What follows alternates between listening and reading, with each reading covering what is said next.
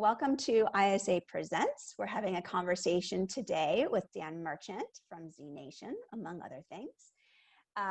We're super excited to have him. I've been corresponding with Dan for months and months and months. We were going to have him in a live event, and well, we know what happened to those.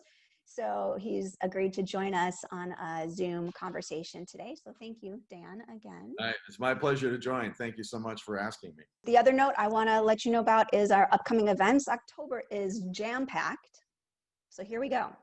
Next Thursday, the 15th, is our third Thursdays. We are talking to the creators of Skywatch. That's Colin Levy and Mike Sundy. And that one is at 5 o'clock Pacific time, totally new time. When you signed up, if you signed up, it's a new time. It's 5 o'clock. If you hadn't signed up, sign up today. Then October 21st, which is the following Wednesday, our very own Max Tim, who you see on the screen, is doing his monthly webinar. He's talking about, well, he's doing a dialogue about dialogue.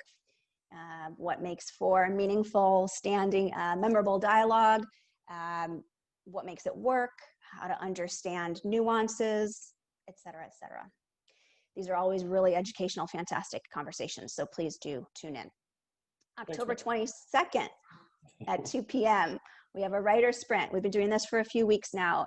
The writer's block hosts us on their Discord channel, so it's all ISA members doing a writer's sprint for about an hour, 2 o'clock on this 22nd.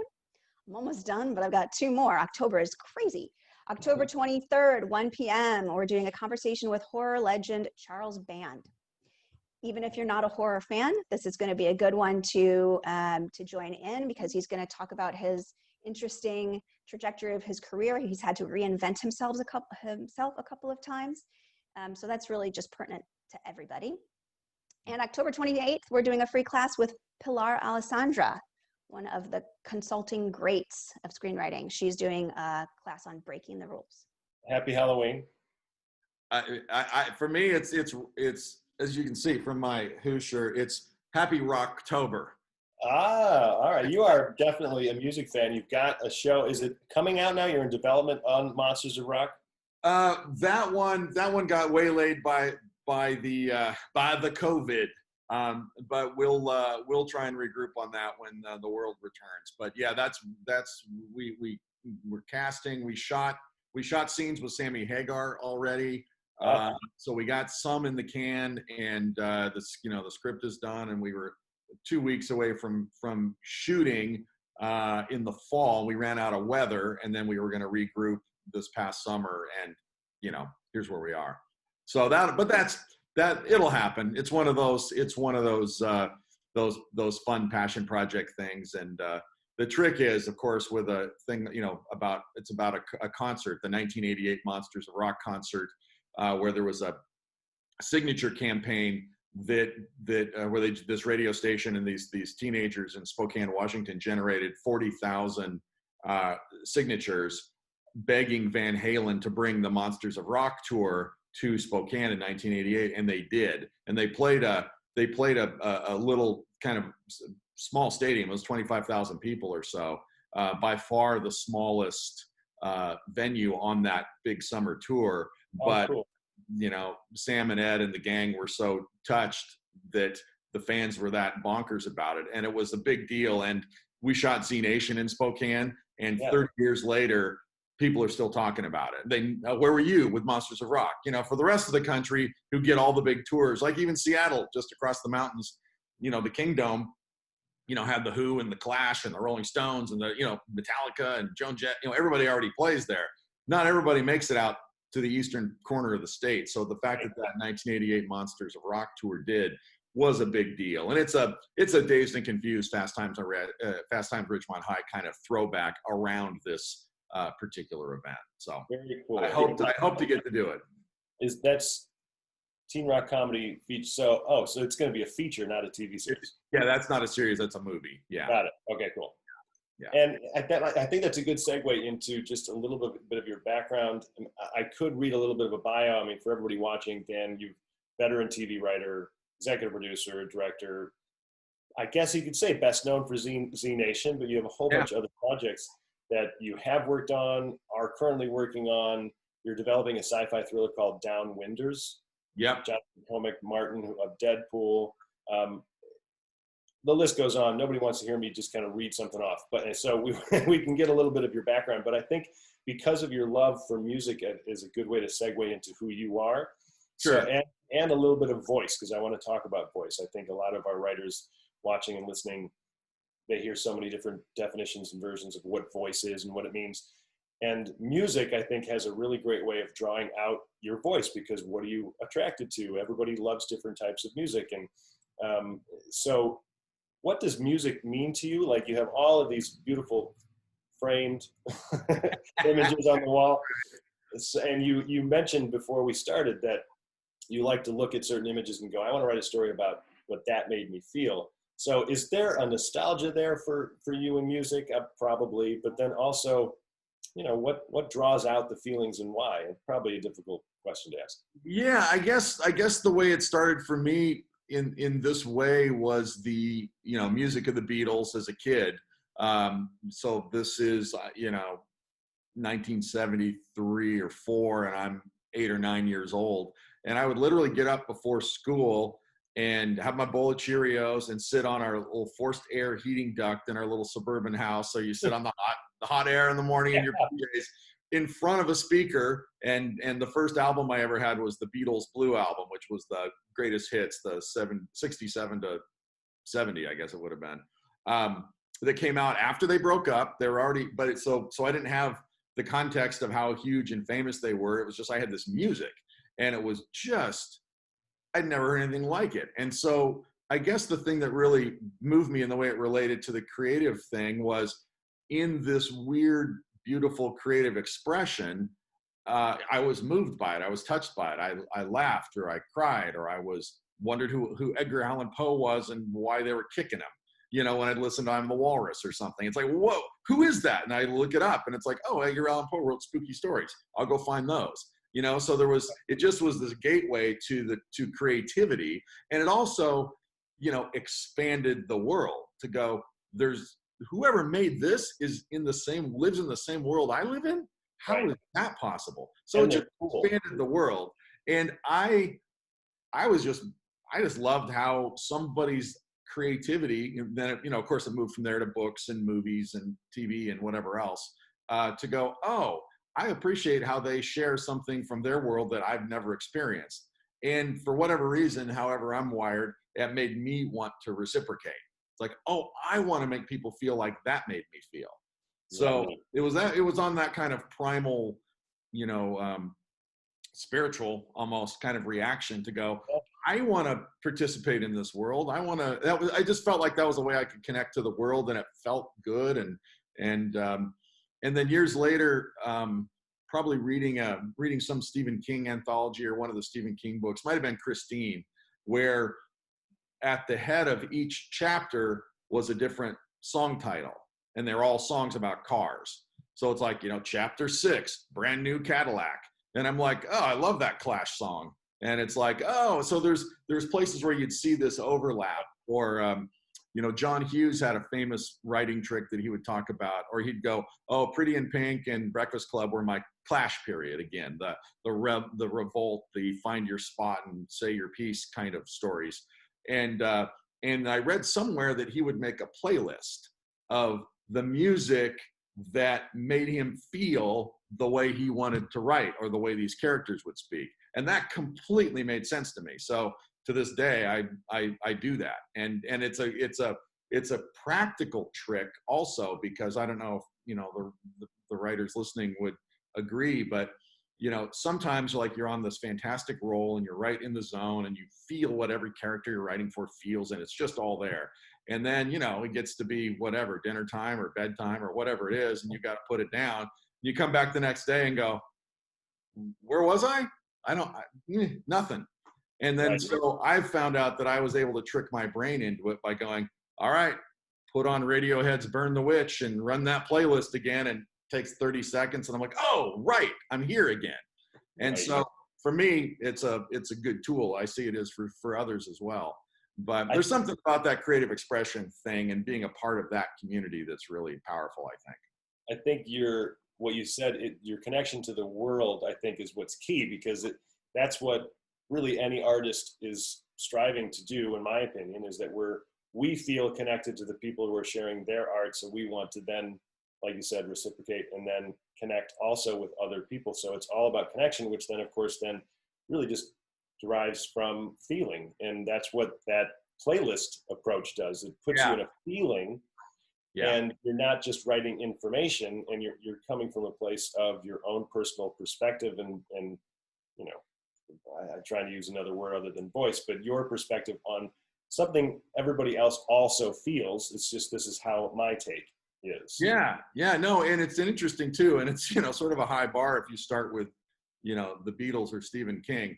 They're pretty good at communicating, you know, and then when you try and do it yourself, you go, oh, how did this not work the way I wanted it to? It's like, oh, I guess I have to practice. I guess I have to be good. I guess I have to go on this journey to go, how, you know, it's a craft. So the more you do it, the better you get. Thank goodness. But that's the thing too. It's like, oh, just because you want to do it doesn't mean you can.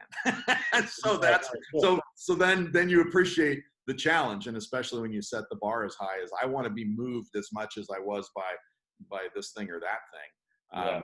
Then, you know, then it's you're in for a serious long-term relationship to try and you know, hit those mileposts. You've got to be dedicated, man. I mean, in a way, still in reference to music, I mean, you know, the problem inherently for any writer, regardless of the medium, is that we're trying to convey emotion through a word.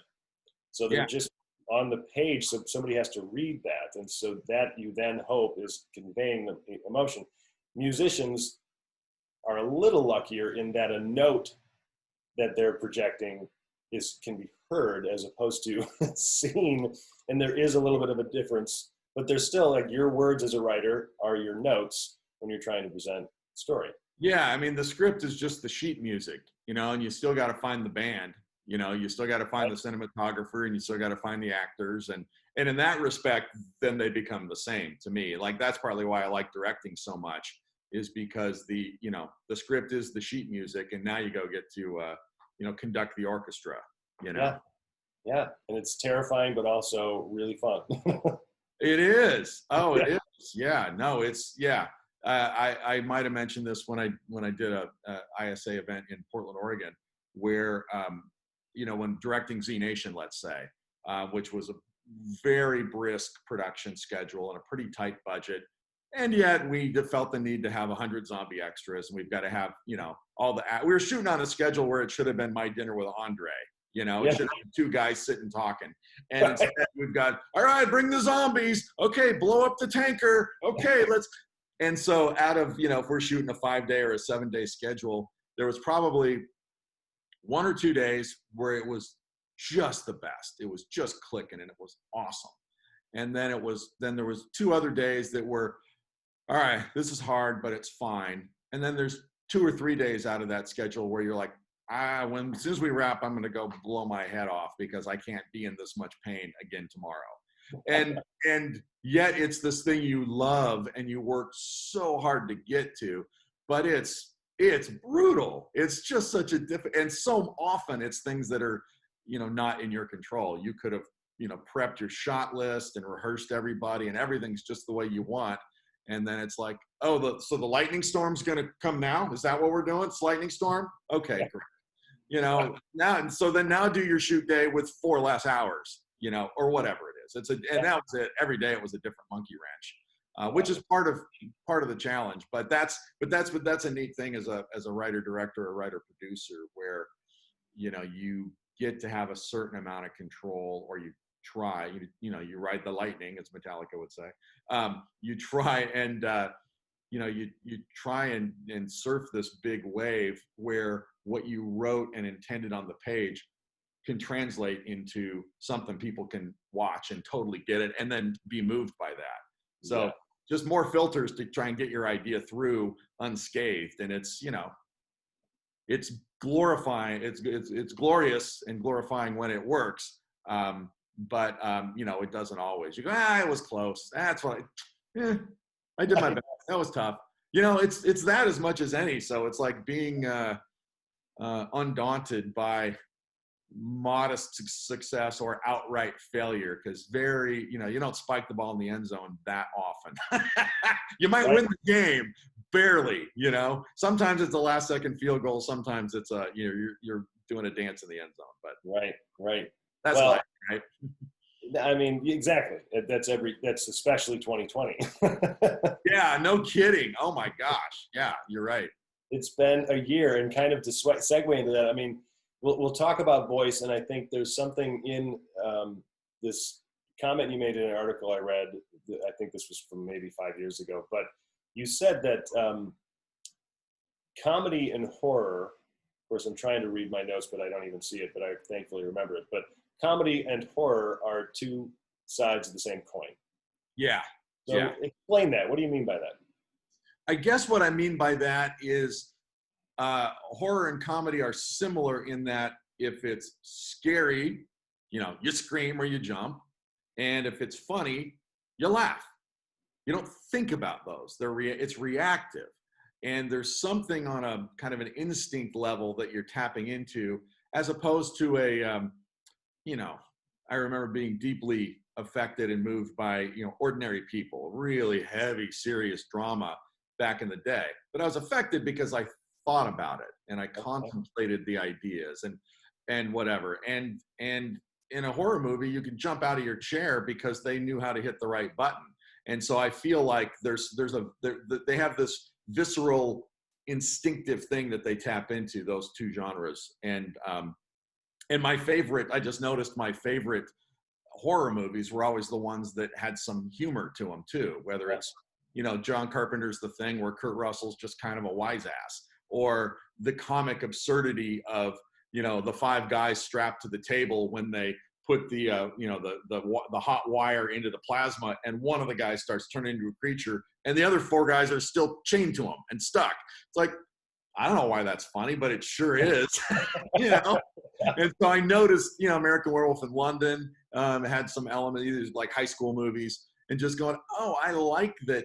I have more fun. I'm having a more complete human experience if I'm, laughing and I'm scared. And the slasher movies, that kind of horror stuff, it's like, it just doesn't do much for me, but when the cat comes right in front of the screen, I jump every time. So they're still tapped into me somehow, which I thought was really fascinating. So that's probably what I meant by that comment. I can totally see that, especially because for horror movies, scary movies in general, because there is a level of difference. Like Saw, I think horror, the slasher type movies, horror. But then when I think of The Others or The Sixth Sense, or I guess I call them, they're scary movies. And yes, they're thrilling, but they're all those things. They're horror and everything. Yeah.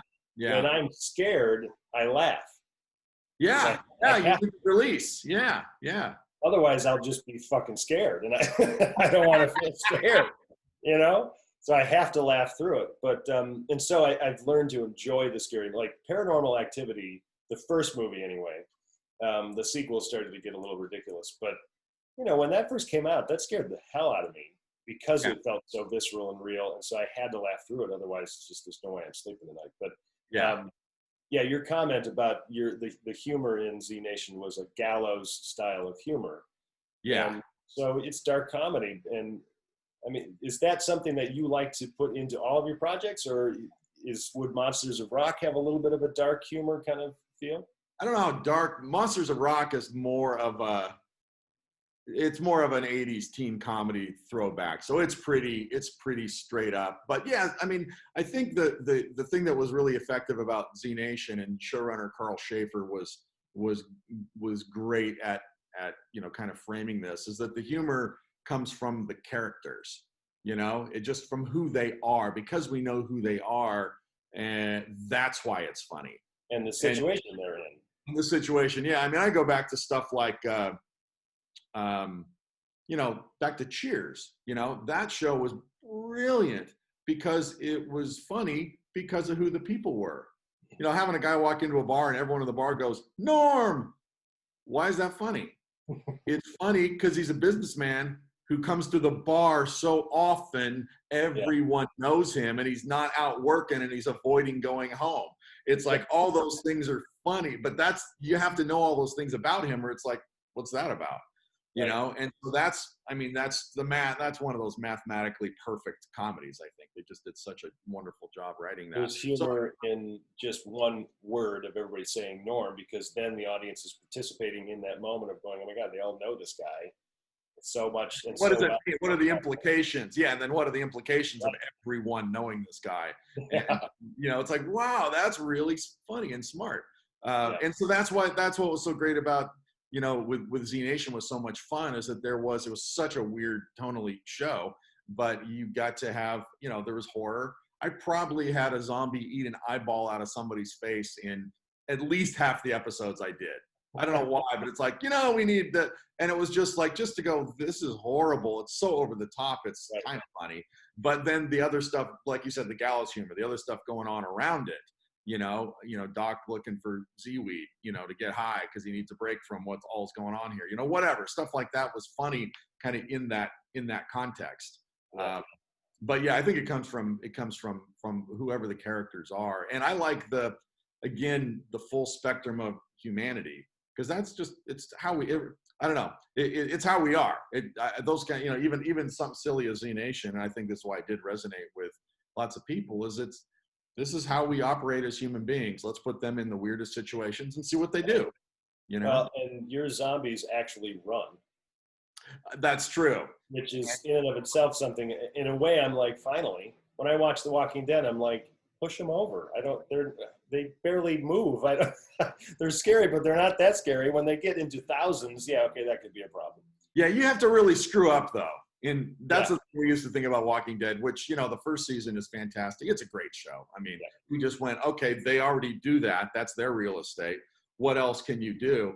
But that was the thing that, you know, on The Walking Dead, for sure, it got more about, you know, how terrible humanity is. It, like, you know, the different tribes were way more scary. You really had to goof up to get killed by a zombie in that show. Like, you had to make a dead end. You had to do something stupid. And that's I didn't enjoy that much. It's like, God, I already get that people are stupid. Why show me that every day? Come on. But so in Z Nation, we really tried to mix it up. And I know one of our mandates in season 2, for example, is if people haven't seen the show, if you halfway like The Walking Dead, you'll love Z Nation. Z Nation is just it rewards zombie fans, and then and people who don't like zombie shows have told me they like it too, which is, you know, if you can get past the gory, because it's zombie, you know, it's going to be gross, but at some points. But anyway, different kinds of zombies, you know, not just fast and slow, but here's zombies that died by radiation from a nuclear bomb, and they're evolving because their brains are screwed up from the radiation. Right. And then here's this one that, you know, is a plant zombie, a phyto zombie, we called it. And here's this, I mean, we just have all these different kinds of zombies. So every week in season 2, I think every week it's a different style of zombie based on some circumstance or element. And, you know, there might be some ecological points we're trying to make in there too, but keep it fun. But that makes it very different than just the slow moving herd of zombies. You know, we tried to mix it up. It is fun. It's a lot of fun. And it starts off right off the bat. You know, the pilot episode is like immediate. So it's worth watching. I'm going to quote you one last time before we get into some of these other things. It's fun to do this, just to throw but this one kind of hit me. And I, you know, like I said before we started, I don't want to get too far into global situation we're dealing with, pandemic, etc. But zombie apocalypse, our current situation, you know, obviously we're not in a zombie apocalypse, but you said there are plenty of things that happen around the world every day that remind us how close we are to it all falling apart. And I think you said this in 2015, 16. Okay. And that people need a place to put that fear. Yeah. So I completely agree. And that genre, the horror genre, thriller genre, scary movie genre is, of course, one place to put that. How do we address that now? You know, I mean, there is so much fear that we're living with now. Do we inundate ourselves with it? How do we approach this level of fear that is going on in our lives right now that you can't avoid? It's a tough question and a big one, and we don't need to go too deep into it, but I was just curious what you think now, hearing that 5 years later. Yeah, no, I think it's true. I think the other thing to keep in mind, I remember there was like a tsunami in Indonesia, right? Whatever, 8, 10, 12 years ago, something. It just wiped out these luxury hotels, and a couple thousand people died. And it's like, apocalypse already happened for them. It's already happened, you know, and, you know, the mudslides in Chile that wipe out, you know, in the Andes that wiped out villages.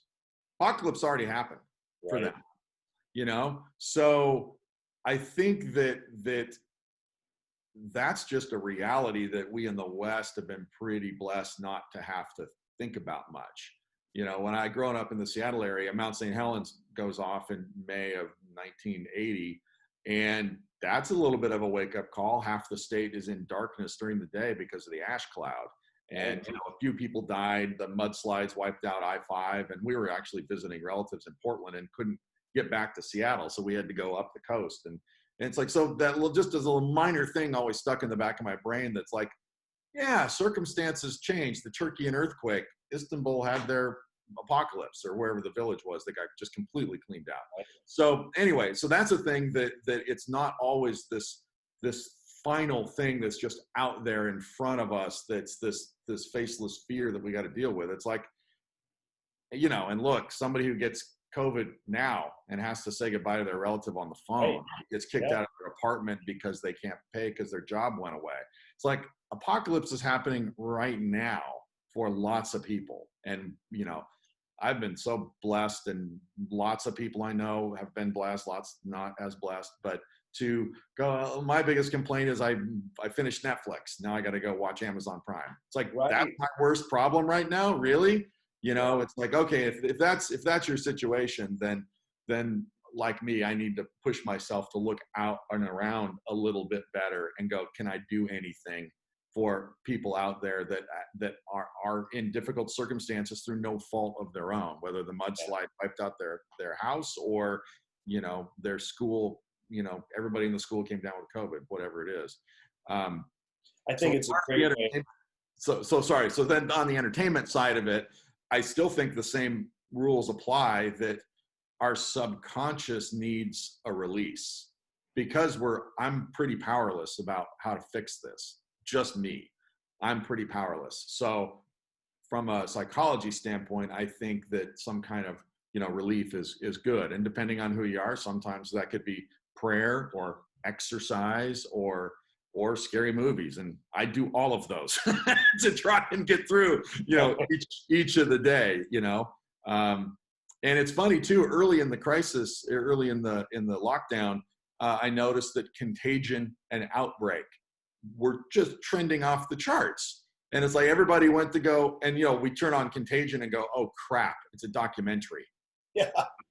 But I thought that was interesting. So it's like this whole notion that oh, people don't want that kind of entertainment. They don't want scary right now because the world's scary enough. Nope, that's not true. I don't think. I think people, I mean, if I can watch a scary show and survive it, and 2 hours later, if psychologically, maybe I feel like I had some kind of control over it, you know? It's one way of looking at it and going, well, at least it isn't the zombie apocalypse. That's right. I've used that joke a lot. This apocalypse is frankly kind of boring. Without the zombies, a little dull, gotta say. Well, you know, it's going back to the mathematically best comedy film ever, I think, Young Frankenstein. You know, could be worse, could be raining. Right. You know? Well, that's the way I feel. I can't go to concerts and movies. Could be worse. Could be raining.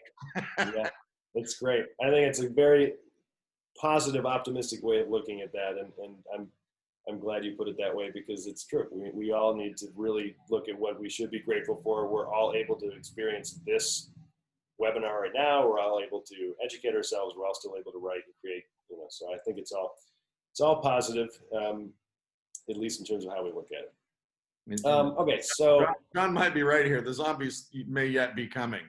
You know, if the super spreading orangutan goes out in public too much more, they may be coming. He may be right. Which means we should be taking advantage of our time now. Yeah, that's right. Do you feel better prepared for a zombie apocalypse, having worked on Z Nation? Yeah, I think so. Yeah, I mean, you know, you learn things like about how fast gas goes bad, and how limited the bullet supply really is, and, you know, how to make a battery, and, you know, there's stuff like that where you kind of go, oh, okay. So there is, you know, we did use things like the Zombie Survival Guide, you know, handbook that came out years ago. There's all practical survival stuff in there. So that was pretty was pretty interesting. And unlike some of those other shows, as your neighbor with one eye hanging out is staggering towards you moaning, I'm not going to go, Ted, what is it? Ted, are you okay? Ted, ah! Go for the headshot right away. It's like, come on, people, you know this. Turn and sprint immediately. Yeah, exactly. Oh, God. Well, let's move into this development gauntlet idea, just as a little bit of a rough segue. But for everybody watching, you probably already know, if you have questions, put it down in the Q&A portion of your screen.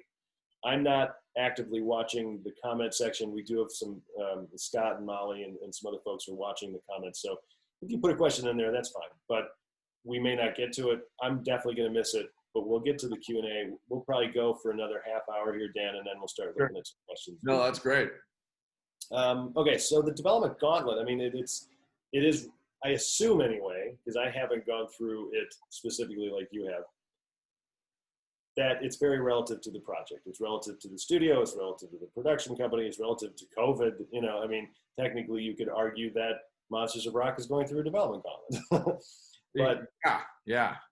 I wanted to differentiate. There are two types of development, if you will, if you really simplify it, where there's creative development, where you're writing and you're outlining and you're trying to just write a script. But then there's the development side of the industry, the business side. And I think that's one thing the writers don't know as much about because they haven't experienced it.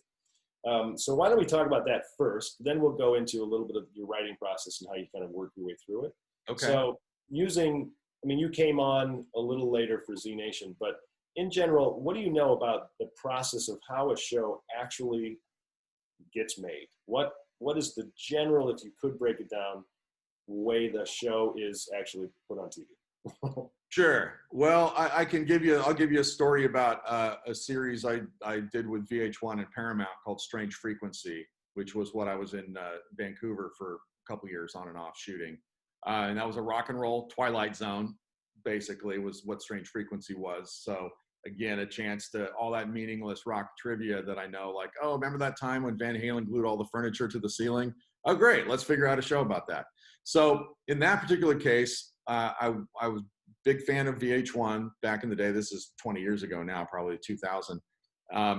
And went in and met with one of the development executives and said, hey, I have this idea. And they go, yeah, we're already doing that. That one comes out. Then I literally ran through 7 ideas. And they went, yeah, we're doing a version of all of those. And I was like, wow, well, I guess I did my homework and I like my channel and this channel's for me if these are the shows you're coming up with. And so finally I said, well, what don't you have that you want? And which is a good question in a meeting. If you can get a development meeting, or even if it's a general with somebody who liked the sample that you wrote, ask them what they're looking for. Because you might presume you know the answer and you don't. And so the answer that day was to VH1, who had done, Behind the Music was their big claim to fame at the time.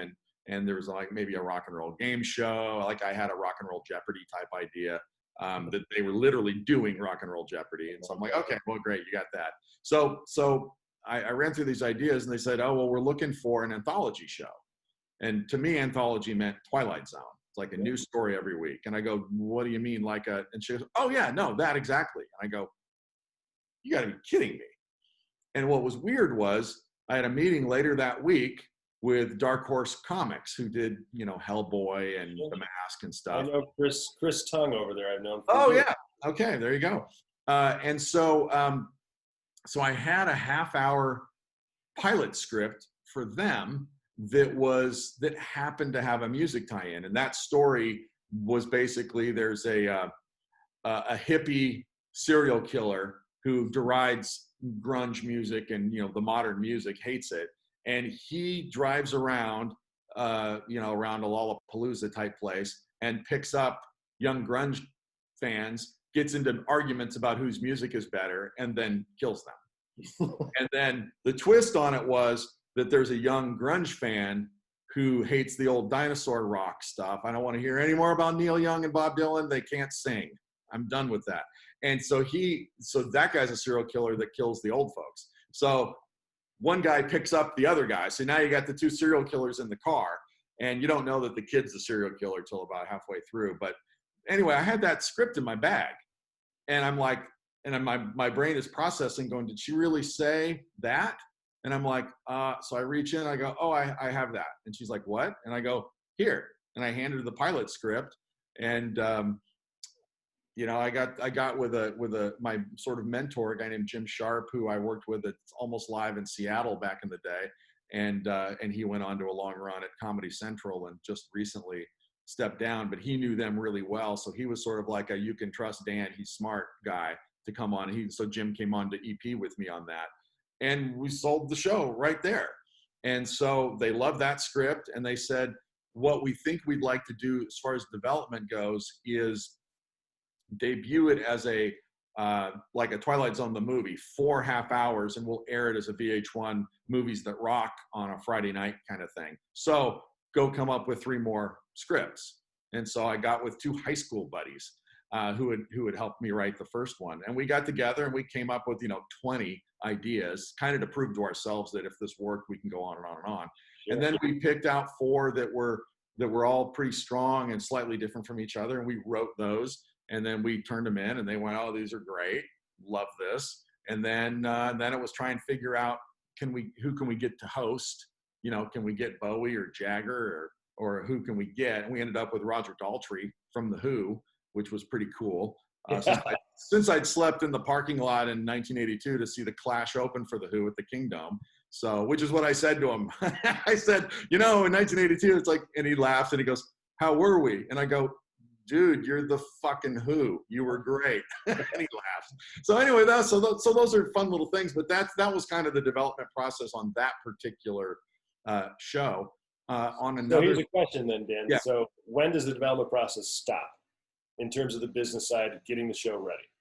Well, it stopped. I never stops, I guess, but it becomes formal, or it escalates when, like for example, in this case, the show was more expensive than VH1 wanted to shoulder or could shoulder. So then we in VH1 had to convince Paramount, the parent company, really, to go, you kick in the other half because this is going to be a good show. And then once that happened, then you move from development basically into pre-production, because now you know how much money you've got to spend. And then you figure out, okay, what can we spend on a host? How much do we set aside for music every week? We want cool songs in it. How do we do that? And then you start, prepping the production, because we had the 4 scripts. So usually it's the idea, getting somebody to agree, and the way you convince someone of the idea is anything from a verbal pitch. Lately, it's been a lot more of a pitch deck is kind of the thing that people will do. We've also found that on Zoom, that 15 minutes is about all people seem to have the bandwidth for, where it's a lot harder to hold the room if you're not in it with them, So, I mean, a pitch traditionally could have been 30, 45 minutes, depending, on what it was and what level, you wanted to share. But now it's tighter, and you've got, a slideshow or some sort of visuals or a little sample, sizzle reel or, things like that you would use as tools. Then you get the yes from the production company or the studio. And then that's part of the, I guess when we were talking about offline a while ago about the gauntlet, that's almost when the gauntlet starts, because what that is you've got 2 challenges. One, you've got to create this whole world and all these character arcs so that you can summarize it down to 15 minutes. That's the part that it took me a while to learn, because I felt like I've got great ideas. These are great. But if I didn't do enough front end free work inventing it all so that I can summarize it, it somehow missed the richness that the idea really did have, right? Or, oh, we'll figure that out in the writer's room. Yeah, I know, but I've got to convince you now. And think about what your ask is, right? If you're asking, Netflix or Amazon or CBS or somebody to invest in your idea, especially the streamers are more likely to go, here's a 10 episode order, which is between 20 and $40 million I'm asking you for, and And granted, you've got a couple hurdles to clear before you finish running the gauntlet. But that's the ask. That's what they're thinking. That is this idea worth $50 million? Is this idea going to trend, or is this idea going to draw viewers or draw advertisers, depending on where you're going with the show? So that's a really, I mean, when you think about it like that, it's like, okay, it's fair that I should have an idea of what happens in season 3. I'll see what I can come up with. And that's one of the little questions I threw out in what I said to you is, why is there a development gauntlet? And I think that's the reason. I mean, this is a ridiculous, huge investment that's being put in by somebody, so who cares who it is? And it might start small too. It might start with, here's a couple bucks, here's a few $1,000s or something to develop the idea so that you can pitch it. And then at that point, somebody signs on. Like I've got 2 shows with one particular studio, and there's not much money involved yet, but basically the idea is we'll go out to the networks and the streamers with this big impressive studio, which will be great. The last time I went with a big impressive studio, sold it in the room to a network. So it's like, yeah, that matters. They've got credibility. They make a lot of shows, and now they want to make yours. So that's super cool. And then basically you go and you sell the show then to the streamer. Then you get paid to write a script, and then that's a whole other gauntlet. And then it might get chosen to get picked up. So there's 5 wins you have to get before anybody else gets to see what your thing is. Yeah. I was just going to say that the number of things that can go wrong during that process, it's just innumerable. It's also not something that you should be like, how do you deal with it when things do fall through? Because you can't be pessimistic. You can't be negative about it. Otherwise, you're just never going to do it again. No, you're right. And it is hard. I had the show I sold in the room to one of the big 4 networks back in the day. The writing process got really difficult, and I probably didn't handle it right, but I kept getting more annoyed the more I got notes from people I'd never met. And when those notes ran counter to the laugh I got from the president of drama in the room, I'm like, you weren't even there. No, you don't know. And so I was probably immaturely too defensive about this great idea. I mean, sold it in the room to the decision maker, who thoroughly enjoyed every word that came out of my mouth that day. So you come out of there feeling a little bulletproof. Now, that doesn't mean, your idea, your 15-minute or 20-minute delivery of the idea translated fully to the script. Clearly, I did not do a perfect job on the script, or else I would have had the same result there. That's not how I felt about it at the time. At the time, I was like, who are these fucking development people that are not even in the meeting? Which was the wrong attitude, I admit now.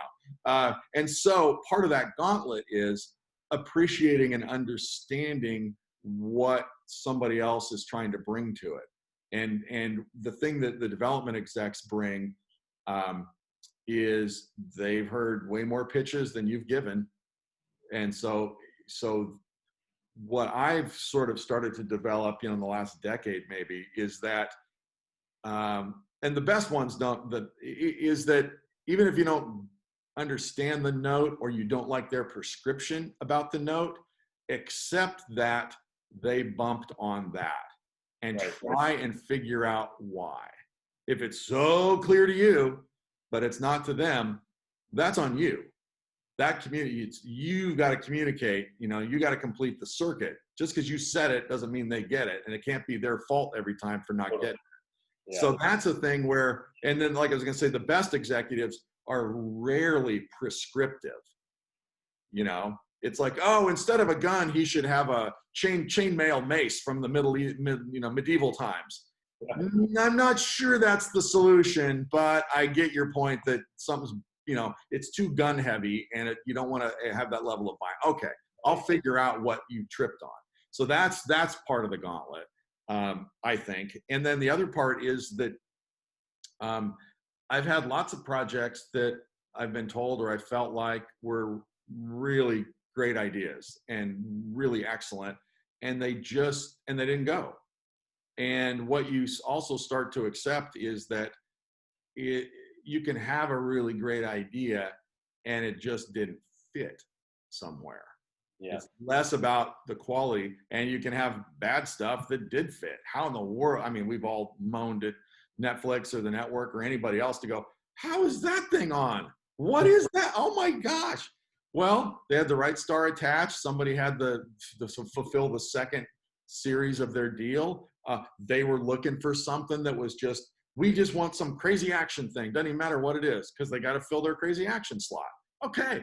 Mine was not. Mine was serious and somber. That was not what they were looking for. So that's the other thing too, that you can rely on the executives. You know, ideally you trust them and you like them, you know, which is fortunately for me the case on the projects I've got right now. And it's like they've got visibility into the marketplace that I don't have. And you've got managers and agents that say somebody's looking for this, somebody's looking for that, but they can go, we were in 2 months ago and we pitched this and that and this, and they didn't like that, and they want to go more here. So you probably can't go in with a show about 10 white guys. You know, that's probably not gonna play. You know, it's like we saw that, you know, we saw that show already. Well, interested in something else, you know.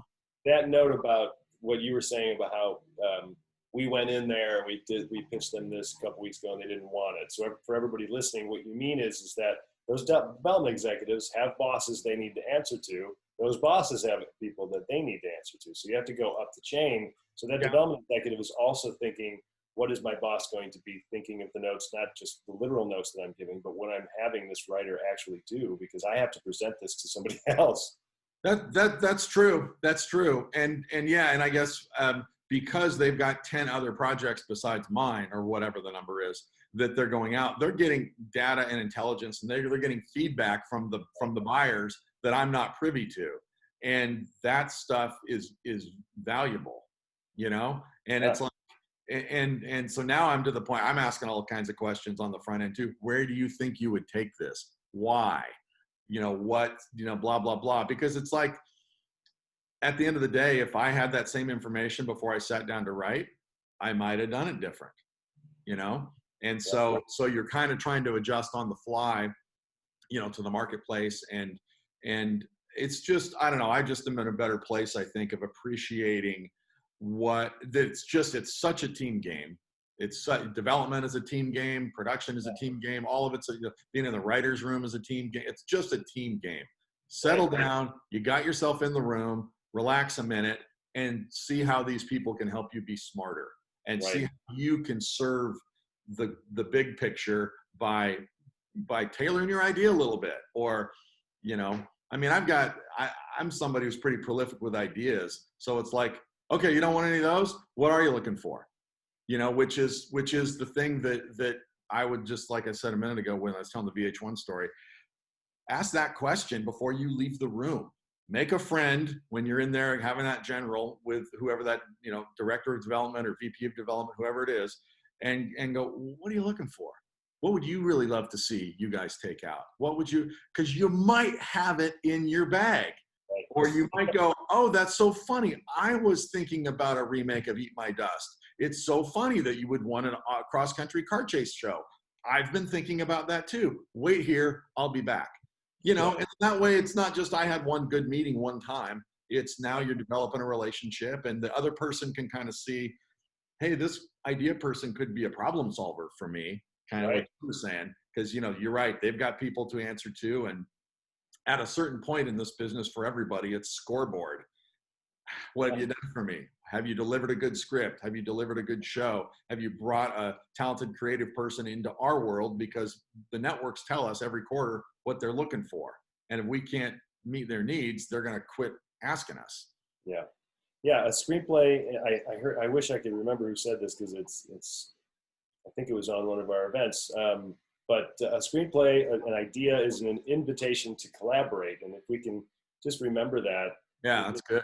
Collaboration means that we're going to have to be working with a whole lot of people once the thing starts going. We just have to remember that. Totally. No, and it's really a gratifying thing when the director of photography suggests a way to shoot something where you go, oh, if that's how we're going to see it, we don't need half of these words.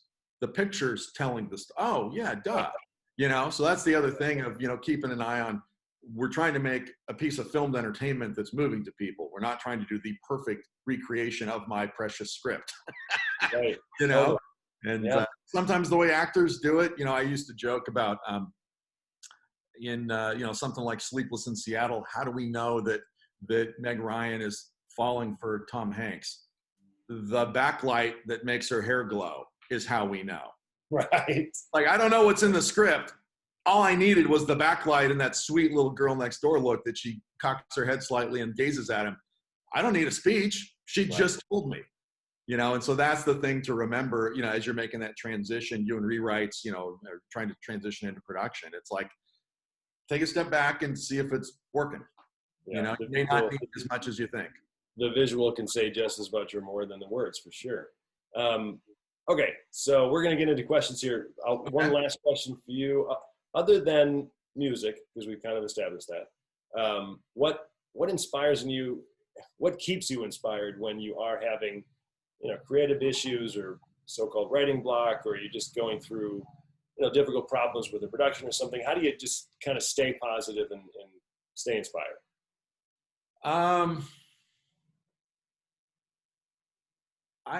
That's a hard question, only because I don't run into that very much. Okay. I'm looking at my idea board, and I've got 16 things that are either in a script, pilot script form, a movie script form, or a treatment that are out circulating in the world trying to find a home. And then I've got a list of 16 things that are written in red that are things I'm not writing because I need to get these, I got to get to. So what I deal with, and really this is about 2 years old, and then the pandemic has only helped it, which is, don't get paralyzed trying to figure out what you should write. Just write that thing, and then write the next one, and then write the next one. I used to waste so much time. I canceled like Deadline and Hollywood Reporter and Variety back in the early 2000s because I would read it and it would just distract me and distress me and go, oh, is that what I need to find a buddy cop thing to write, I guess, Right. And then I would get into this paralysis of, well, should I do the sort of the spiritual allegory, that's kind of an uplifting, real gentle, sweet kind of show? Or should I do the really violent, scary one? Or should I do them all? And they take time, but boy, I've done 6 things in the pandemic. Like 2 pilots and a movie and 6 treatments, maybe. Just because I've told my brain, do them. Do this one, then do the next one, then do the next one. I got 5 years worth of work on my board right now. Right. So and looking forward to getting paid for some of it at some point. So I got paid for a movie and option money on a project and stuff, but nothing gold mine yet. But plenty of lottery tickets, which is kind of what every idea is. I guess then it's stay creative when you're feeling uncreative and uninspired. Just try to figure out a way to not only focus on the one project you're trying to get done. Yeah, so that's good. Thank you for clarifying my rambling there. You're right, because that's part of it. Sometimes I'll be doing dialogue, refining dialogue on one thing, which is kind of arduous and kind of not as fun. And then I'll have this other idea. I'll move over and get everything out on this idea. So I'll have a 5 or 6 page barf up of what this idea is. And then, because what I used to do was, I can't do that until I finish this thing. And then I would squish things, or it would end up as a 2-sentence log line in a notebook that I would lose, So that's probably one trick is have 3 or 4 burners going at once. So you can hop around one well goes dry, jump over here. The other thing would be find, and this is funny, this is a pandemic thing, find other ways of writing or expressing that aren't necessarily exactly what you're doing for your job. Or, if it's a screenplay, start a novel or a short story, or just journal every day. Just write, just be in the habit of getting your ideas out of your head. I'll tell you one that it'll make complete sense now and sort of funny that I waited till my 50s, but During the pandemic, I've started songwriting. So I've found that writing lyrics where you really have to be super concise, and you got to rhyme or come up with some sort of iambic pentameter, some kind of scheme. It's a different part of my brain. And so I can find something, I can get super excited about coming up with a cool chorus or a stanza, and that kind of energizes. And then I'll do that for half hour. And then I'll go back to what I was working on before, but I feel different because I journaled, because I wrote a short story idea, or because I wrote a lyric. Then so there's something about just really keep that muscle going, and don't give yourself excuses to not have that pen going or the fingers going. That's a hard thing, but that's the secret. It's a lot easier to just sit down and watch Netflix than it is to sit down in front of your laptop and actually have to think. But what you're saying is the more you think, easier it becomes, and you just get into that habit.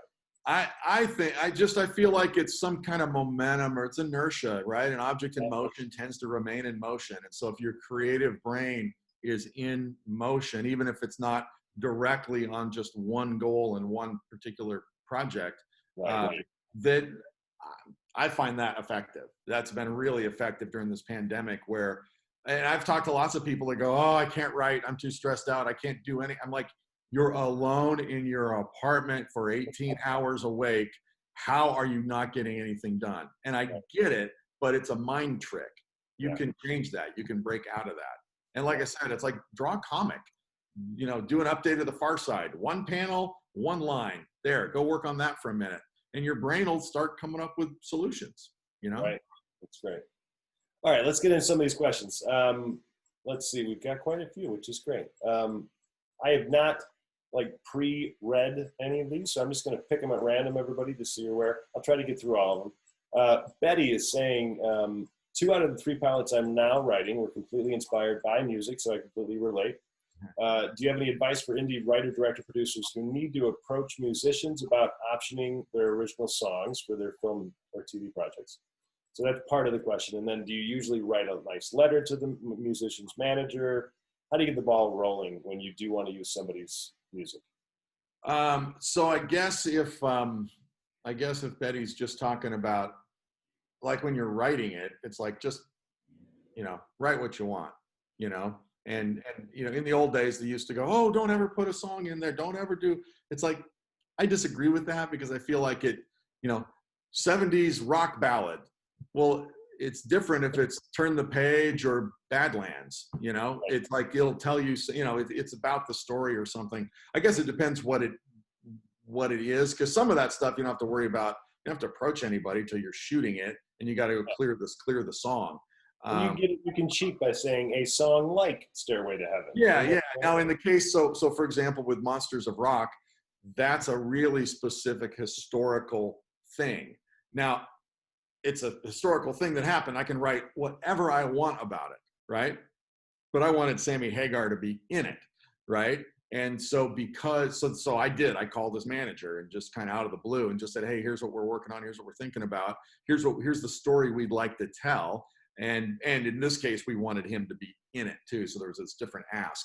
But because we built that relationship, and because they liked the project, they thought it was fun, then it's like, okay, now in this script, I'm going to pack 10 Sammy Hagar songs in it, and 1 Van Halen song, because that you got to have a whole committee to say yes to. Sammy can greenlight all this other stuff. So it depends on how integrated it is. If you're, like Fast Times at Ridgemont High, chock full of music.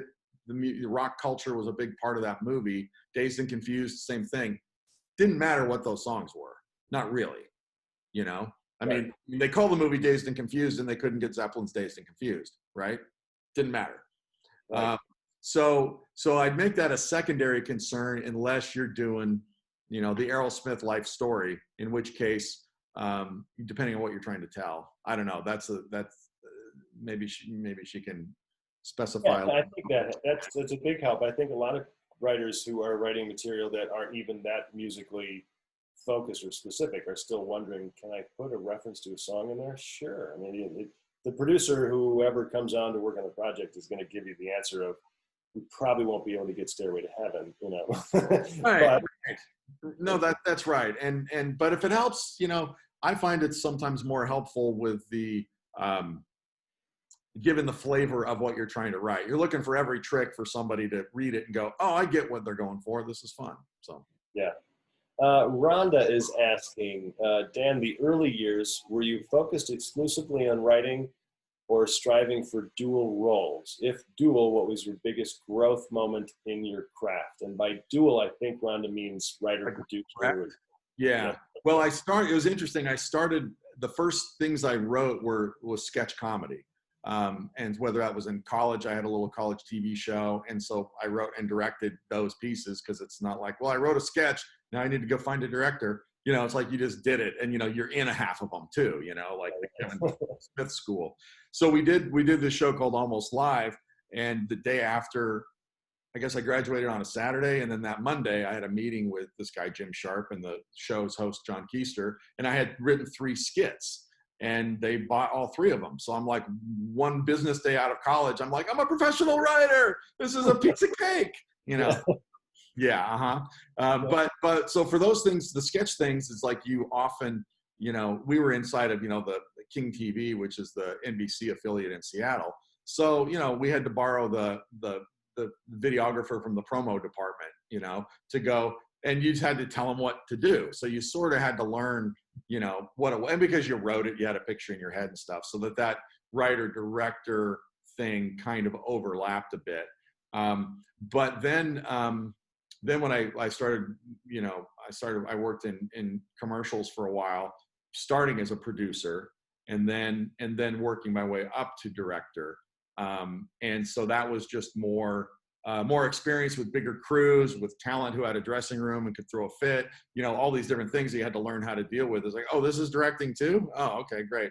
So I did that for years, and then I would go sell a show, and then I would come back and direct commercials and stuff. So then that was a great training ground, because the only difference was no product shots in Z Nation, or very, very few, as opposed to commercials, right? So, and then there is a little bit of the, I think it was Woody Allen's line from way back when, where he hates directing, but he hates watching someone else direct his writing worse, So then it just became a thing, because it's really hard, and it's a whole different skill set. But like, I coached, youth sports, for my boys coming up, and I'm like, oh, it's the same as that. You've got to wrangle, instead of wrangling, 40 8th graders on the football field, it's like you're wrangling 80 crew people and cast and extras on a set. It's like kind of the same thing, as far as the logistical. So I liked that part of the leadership part of that, and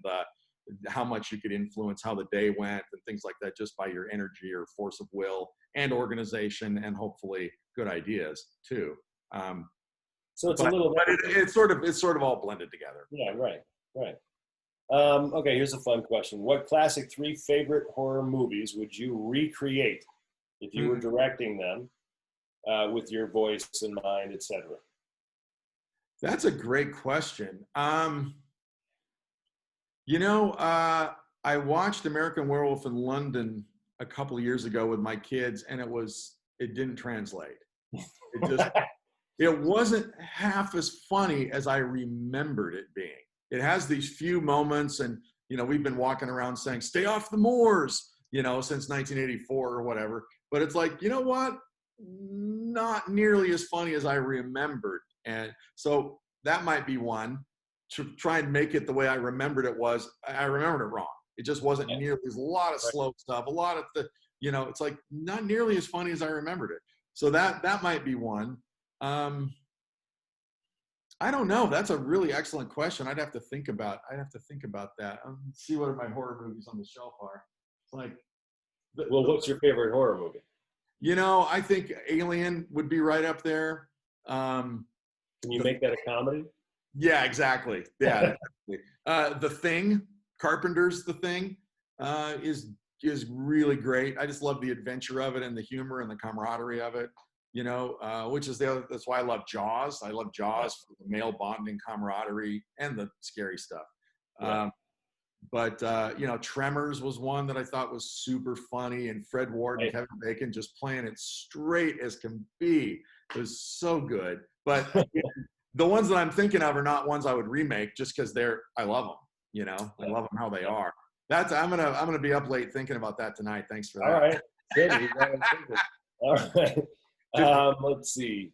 Lyle is asking, how did you break into the industry, and do you have any advice for writers seeking to break in now? So the start of the breaking in was the almost live story and writing the comedy sketches. The advice I would give now is to, as much as this sucks, but like, if you want to be a movie writer, write 3 movies and think about the 3rd movie as the one you try and kick the door in with. I think about the first screenplay I finished, and the idea is good, and I had no idea what I was doing. It's incompetent.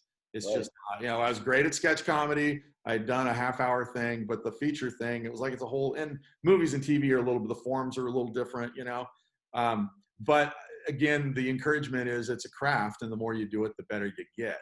And so I feel like by the time you get to your 3rd feature script, let's say, the idea is presented so much more cleanly. The acorn, the exciting thing that got you started in the first place, is going to shine through better. And that's kind of arbitrary. Maybe it's your 5th draft of your first one, or maybe it's your 2nd script, or what. I find that working a different idea. I feel like it took 3 scripts before I'm like, this is great and you should like it, And of course, we always feel that way anytime we type the end. Of course, we feel that way every time. So you read it again 2 weeks later, right? Yeah. No, the first script I ever wrote in college was like, okay, I don't ever want to read it again. The other thing I'd say, just real quick, Max, on a pilot script or TV show thing, is that because of the way, it's a different industry if you're trying to get into it now. Somebody's in their 20s or 30s breaking in now, it's a totally different deal. Because there's so many outlets, and if anybody's seen The Boys, on Amazon, you just go, someone greenlit this? It's unbelievable. It's just, so whatever you feel like doing, you get to do in a show now. Right. And it's raucous and funny and gory, and there's just no place else. You would never have been able to launch something like that back in the day. And even something like Breaking Bad or Better Call Saul, it's like, no way. There's just no way anyone's going to say yes to that eclectic of a character drama. It's just, where's your procedural plot? Nope, don't have it. Doesn't matter. And delightful and brilliant writing. So the good news is, if you've got a story and you're, work your craft so that your idea comes through. But Euphoria on HBO, really? That's a show? Wow. Okay. The point of view comes through so cleanly and is so genuine and so different. Not anything I'd come close to being able to write. Not me at all. Right. Not for me either. But I appreciate how beautifully and how cleanly the point of view comes across. So do that. Yeah. Well, I think to further your last point, though, point of view, if there's anything I would tell a young writer, literally young, like, coming out of high school or college, is to figure out what your point of view is, because that ultimately is what's going to get a Euphoria type of show on the air, because there are the creative freedom right now is just wild. So you're going to have a really strong point of view and a reason for that point of view. So I think that's a thing that don't you think that sometimes it's a little bit invisible to us, because it's like, oh, this is just my life. Oh, this is just how things are, That's true. I think I did this documentary film passion project 10 years ago now called Lord Save Us From Your Followers. Mm-hmm. So as a Jesus person, I was very distressed, and I'm way more distressed now, that people who claim to follow what Jesus stood for are doing the most awful, ridiculous, stupid things that have absolutely nothing to do with what these teachings are and what this faith was built on. So hence, Lord Save Us From Your Followers, from a bumper sticker I saw and went, oh, I wish that wasn't so true, but it is.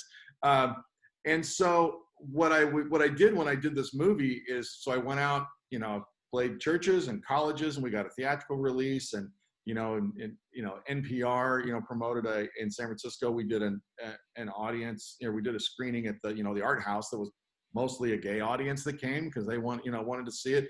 And so the fact that that movie could talk to virtually every audience segment and they got something important from it, and I could talk to anybody about Jimmy Page solos for an hour after the thing too. It's like, that's not a point of view a lot of people have. There's not a lot of people that can talk to you about, the Sermon on the Mount for an hour, and then let's talk about George Martin's production on Sgt. Pepper. It's like, oh, now there's a lot of people that can, and do, but it's an example of not something I particularly recognized because I'm just me. I didn't really see it. But other people thought, oh, not many people talk to, they don't have gay friends and Christian friends. They don't. They're one or the other. And I'm like, really? That seems okay.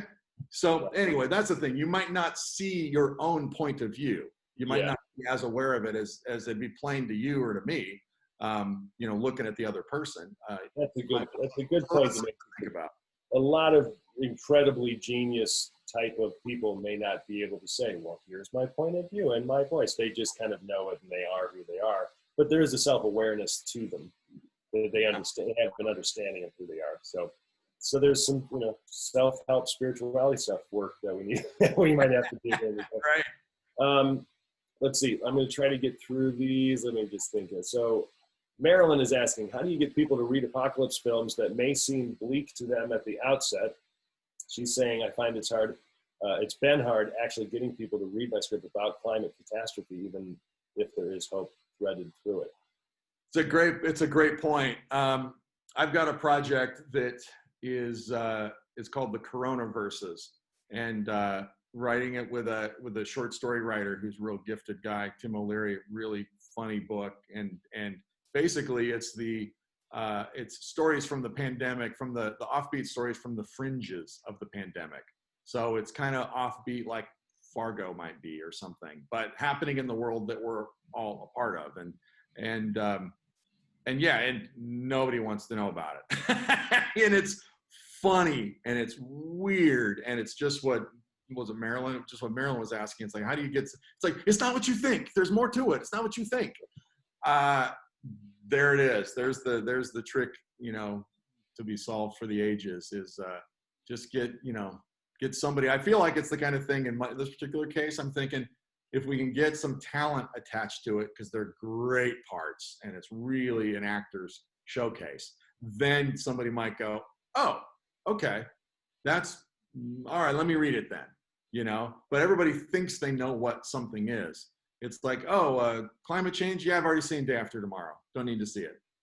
It's like, I don't know. There is no real answer to that. It's just find a champion, find an ally, find somebody to help you work it up the food chain. And to kind of go along with what you were saying too, though, is that move on to your next project, write something else, because we're not really in charge of our career's timeline, of our script's timeline. Yeah. And, everything feels like it needs to be now. We don't really know when the now is for our script. Who knows what's going to happen? Yeah, no, it's totally. You pulled the script out of your bag and it suddenly was produced. Yeah, I got the time right on that one. Yeah, and it's like, Lord save us from your followers, a decade too soon. I was way too early.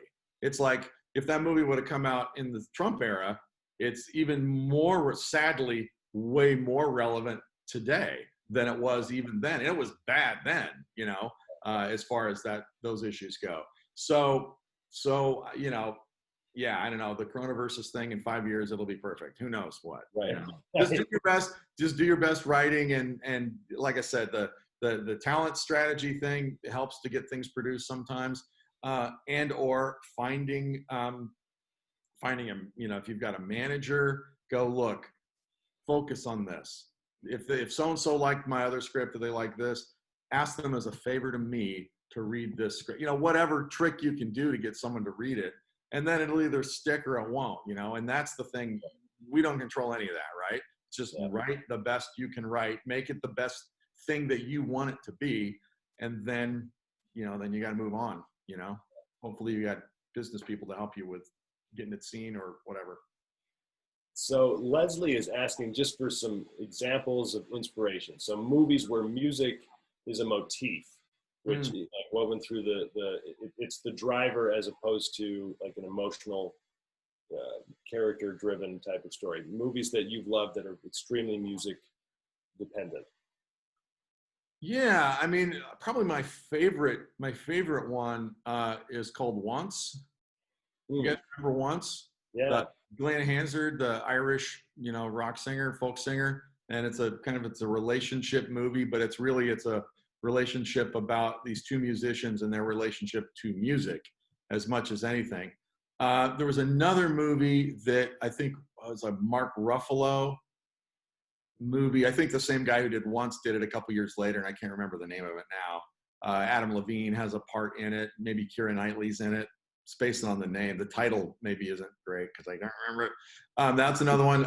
Grace of My Heart is a great one that's kind of loosely the Carole King story with Ileana Douglas, I think, plays the lead in that, which is beautiful. And those are really great. I mean, Amadeus, these stories about creative people and their relationship to their art and the relationship to the world or to the people in their lives.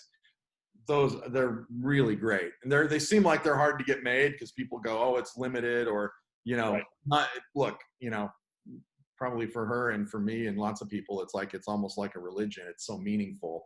And, that used to be a litmus test. I go, oh, you like music? I love music. What do you listen to? The radio. Goodbye. I was like, no. You don't like music the way, that's different. We'll have another conversation about something else. But there are those stories, but I think it's if there's stories about people and they illuminate what it's like to be alive in this world, then they're that's really valid, and they can be about a musician or a painter or a sculptor, but the musician stories are pretty good. So there's a few other ones there. Yeah.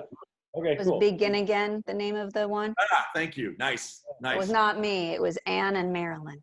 Thank you, Anne and Marilyn. Yeah, Begin Again. Not a great title. What is that saying? What does that mean?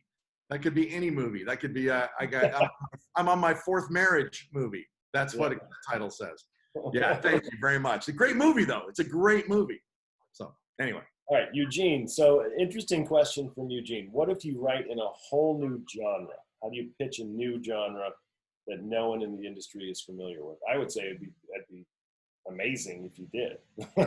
Yeah, and I'm trying to think of so I mean, it feels like anything would be actually be a subgenre. I mean, it's like it's either a drama or a comedy or a tragedy. I mean, there's only things, but you could say that Larry David and Curb Your Enthusiasm, sort of created this whole cringe comedy kind of thing where, oh, it's like hammering your hand on into a table every episode, but I can't look away. And now there's 10 shows like that where no one would have accepted a show that leaves you in agony, even though it's funny, right? So, but now there's a lot of those. Right. So I'm trying to think of other subgenre things, the horror movies that are kind of flat out comedies too. For whatever reason, I'm going back to like Kentucky Fried Movie, which is like, I have no idea what that movie was. Like, it was like a sketch movie. Yeah. But yeah, I mean, but again, it's a subgenre, it's a comedy, right. But it's this kind of comedy. Right. So I suppose the answer to the question would be is try and find some touchstones, where it's like, it's like such and such a movie, except for on acid. So how do you describe Where the Buffalo Roam or, Fear and Loathing in Las Vegas? It's like, okay, it's a buddy road picture, except for it's Hunter Thompson on acid. It's like, I don't know. I always explain stuff in terms of, how it makes you feel or relate it to something that people kind of go, okay, remember how this? Okay, now take that and turn it to black and white. Oh, okay. Yeah, that's a good answer. Yeah, okay. Let's see. Alan, no, it is because I didn't know these questions. Jeez. Yeah, I didn't know how to answer that question. When I respond to a script request, does the production company staff member actually read it, or do they delegate it to a coverage company? I don't know, but I know that sometimes it's the intern, sometimes it's the assistant at the desk who's getting interrupted every 6 minutes.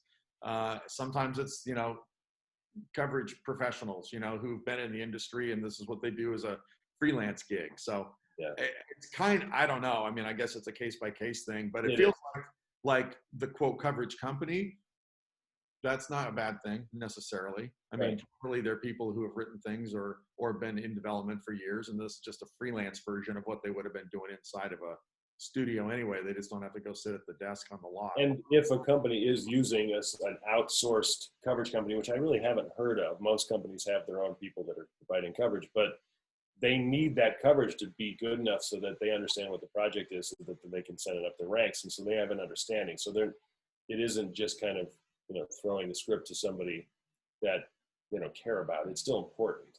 Yeah, I feel like no, you're absolutely right. And I feel like the place where sometimes, I mean, I've had this experience a few times where clearly somebody who doesn't have much world view or world experience read it. Like, it's an intern at the desk. It's, my oldest son interned at Comedy Central a few years ago, and he was reading stuff. And now he's a writer and now a lawyer and really smart. So whoever saw his stuff or whoever was read by him was luckier. But just the fact that it's like, he's just here 3 months. He's a gatekeeper, really? And now maybe there was other people too, but I just know that he read a bunch of stuff, and that, there was a junior executive who maybe, above him. So it's not a perfect system, because you want the smart person who's been doing it 20 years to be the one who champions you. Yeah. And it's all subjective anyway, right? I mean, it's all subjective, whether it's funny or good. Oh, I don't like that kind. I don't like cringe comedy. Oh, he's not very nice. I don't like that because he's not nice. Well, that's the freaking point. Okay, never mind. Next. Yeah. So again, it comes down to that fit thing. It's not whether it's good or not. It's does it fit? But part of the gauntlet, I guess.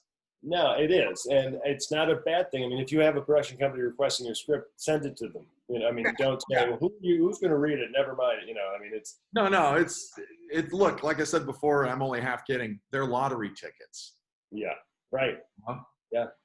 Alan asked 3 questions. I don't know if I want to let Alan monopolize too much, but I'll get to one here, which I just want to touch a little bit on, nothing too detailed, because this could be an entire other webinar, and we're not attorneys.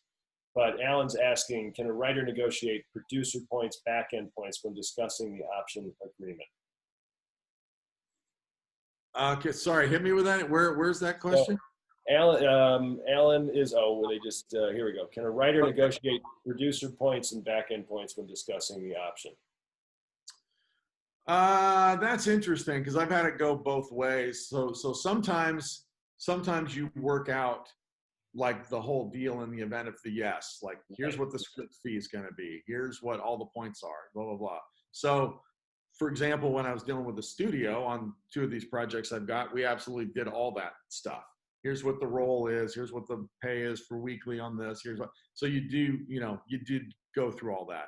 There's other ones where it's like a one-sheeter kind of thing, and the phrases about good faith and stuff are in there, and that's fine too. It's like when it's that early, the good faith part of it pretty much does cover you. It's like there are industry understandings and guild considerations also in lots of cases with the writing, where okay, if you created an idea and a studio wants to go forward with it, you're the creator of that show, and it's expected that you would play some kind of producing role. And there's certain things that are in the ballpark generally expected as industry standard, and then you work those out when Netflix is paying for your thing. So either way, there's I feel like my experience has certainly been there's nobody's trying to rip you off unless you're in the indie space, because that's where the sharks live. If you're at a studio that's got a real address, then it's, this is just how we do it. Sorry if you don't like the deal, but your likelihood of it going is probably better. And then there's other cases where, these are the points that you can usually negotiate, kind of thing. But don't get hung up on that stuff so early in the process. Right. Yes, I think that's the important point. And if you actually do get to a point of negotiating those things, I would try to, the people you're negotiating with may very well be the people your future work. You're going to be working with that person on a creative level. And so you don't necessarily want to be talking business with that person up front before you even get to the creative development work. You might want to get at least an attorney or a lawyer or agent or somebody to negotiate. No, in a perfect world, you've got a manager talking to their Yeah. business affairs person, and you and your new friend at development who are you going to work with. You don't have to go into all. That's the way it's supposed to work. Yeah. Jack is asking, I am an optioned feature film writer. How do I get a development meeting for a TV series? So I guess the question would be, are you represented? Yeah. And if you're not represented, can whoever optioned your feature help you find representation? Like if somebody optioned your movie, they know agents, they know managers, call them up and go, hey, I've got a great idea for a series thing. Would you be willing, you liked my idea and you like my writing enough to option it, would you be willing to vouch for me with this rep or that rep or whatever? And if you already have representation, then it's just talk to them, tell them who you want to meet, who you want to go out to, and try and find out who's looking for stuff like this. So as far as the whole representation thing goes, it's a little bit like your parents used to tell you or your grandparents that when you go to the doctor, you are your own best advocate. It's like, oh, you look fine to me. No, I'm telling you, I haven't slept in a month and I can't raise my left arm over my head. Listen to, oh, well, let me check. Oh my goodness. Yes, it's this. So you kind of have to do that with the managers. And I've got a great group of guys now that I just started with at the first of the year who are really encouraging and really enthusiastic and thoughtful. And, but then still there's a whole bunch of people that they rep. So, and they're cool because they don't get offended when I go, hey, I think this thing might fit here and there, or such and such isn't developing a thing like this that's kind of complementary. Or, so I'll do my own research and look around and go, gosh, I love that show. Who are the executives at Sony or Warner Brothers behind that show? I want to meet them. If they get that, I want to meet them. And then so I'll go back to my guys and be my own advocate and go, gosh, I'd really love to, be able to do this or share this with them or whatever. And then they've got, fortunately, all kinds of relationships I'd never even thought of. And they go, hey, would you like to go meet so-and-so? I don't know. I've never heard of that. And then I walk into their office and I see, 5 of my favorite shows on the wall and go, how did I not know of these guys? Wow. Okay. So, anyway, there you go. But Jack, that's what I would do. I would go back to you. Whoever said yes to you, get them to help you. Yeah. Cool. Adriana is asking, is it possible to get those pitch meetings without an agent? Yeah. That's tough. I mean, that's kind of what we were just talking about a little bit, but it's way easier with somebody, just because that's how the business is set up. It's like for all the represented people who aren't working, just imagine, in case of Adriana, all the other people busting their butt, trying to be good, getting good, being good, are good, who aren't repped. It's like there's just not enough development executives in a day. So it's a war of attrition in that respect. But that's where the things like just anything you can do to advance your story. I placed 3rd in this Palm Springs script contest. I did this, I did that. Anything you can do to tell your story or to give you a reason, if you got somebody's name or number from a friend of a friend, whatever, gives you a new reason to call her back in 3 months. Hey, I got this Palm Springs thing. Hey, I got a new thing that's about this. Hey, I noticed that you're working on this. Would you, it's like, I've been stonewalled plenty, by people that this is completely obvious that they would love me and love this script and never get a call back. Never, no matter how I badger, it just doesn't work. Sometimes you get lucky, but that's where the networking thing comes in a little bit. You've got a friend who's willing to vouch for you, who knows somebody, or that kind of thing. But the system is set up for reps to be doing that work, and the gatekeepers are sort of set up to keep you out, unfortunately. Cold outreach can work, but it's kind of a lot like what you were saying, Dan, in terms of if other people have said yes to you, you want to make sure you highlight that, because the person receiving the cold outreach, they may not even read the email, which I wouldn't blame them. But if they do, they want to know that A, you're not crazy, and B, you've been doing this a while, and okay, maybe I'll take a look at the material that you've developed, but because other people have said yes. Yeah, no, I think you've got to figure out ways to get yourself in a smaller club. Like the club, the biggest part of the Venn diagram is everybody who wants to have a TV show on the air. That's the big one. And then anybody who's done one before, great, smaller club. Anyone who's done one in the last 5 years, smaller club still. Anyone who's won an Emmy, really small club. You know, it's like that. It's like, what club can you advance yourself into is going to help, you know, help separate yourself. And, you know, these poor development folks, though, it's like they're going home and reading 6 scripts a night. They are. Just, I mean, it's hard for me to imagine how their brains are not just mush, because, and so you think about that, and it's like, that's from people that are represented who have done shows. I mean, take your favorite show from 5 or 10 years ago, and, you know, they got a staff of 8 or 10 on what, West Wing or ER or some such thing. And it's like 3 of those 8 people are working and the other 5 are trying to get back in a room.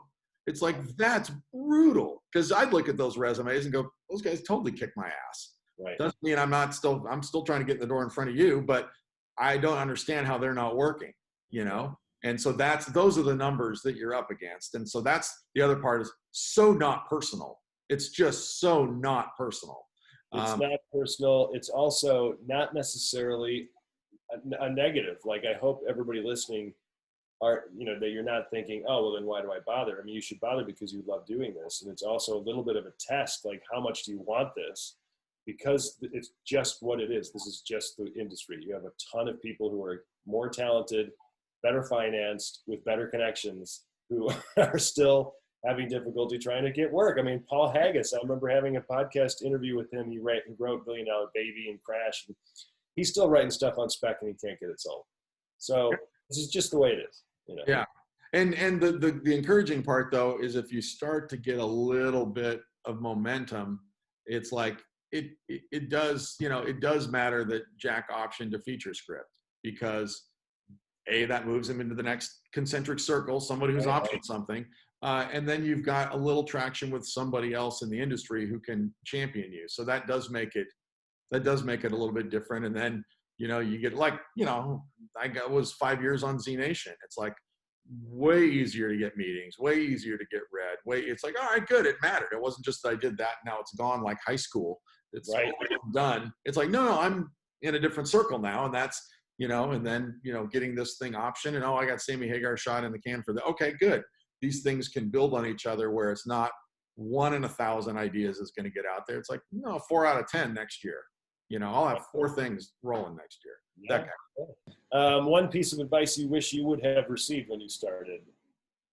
I'd reiterate the thing before, that as much as it feels adversarial at times when people give notes or executives raise questions or challenge things, it's like, there's a reason they're doing it. And the reason usually isn't that you're smarter than them.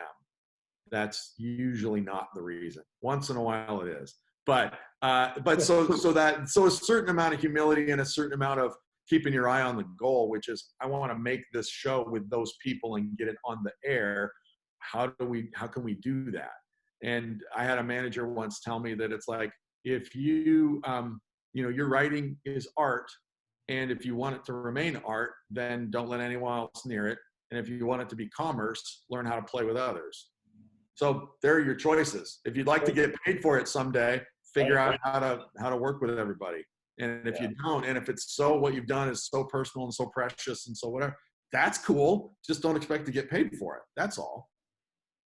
I think that would be, there are some other questions I want to hit upon, but I think that's a really great way to end this.